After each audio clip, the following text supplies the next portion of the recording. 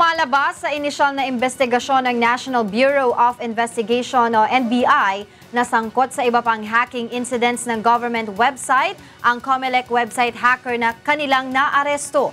Ito ang balita ni Darlene Basinga.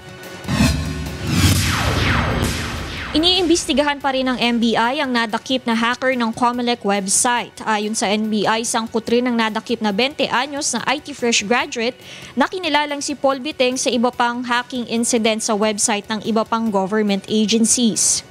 Kung makikita mo yung history niya, based na rin dun sa mga nag-gather namin na evidence, madami-dami na rin siyang na-hack na government websites.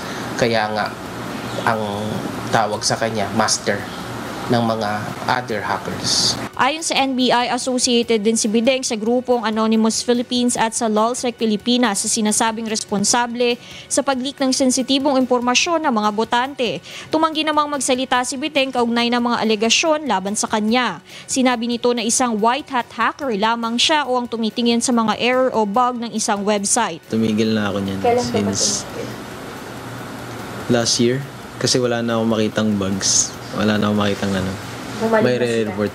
Dud naman dito ang NBI dahil bago anya ito magawa, dapat may pahintulot muna ng IT infrastructure na titignan.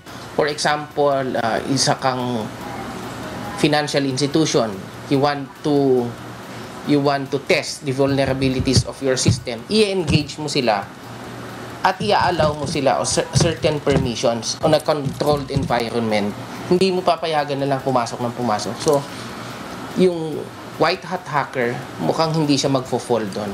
Sa ngayon ay nasa Manila Prosecutor's Office na ang kaso ni Biteng at kapag nahanapan ito ng probable cause, maaaring tuluyan na itong kasuhan ng paglabag sa anti-cybercrime law na may parusang pagkakakulong na hanggang 12 to 20 years. Patuloy pa rin pinaghahanap ng NBI ang dalawa pang isinasangkot sa pag-hack sa website ng COMELEC. Darlene Basingan, UNTV News Worldwide.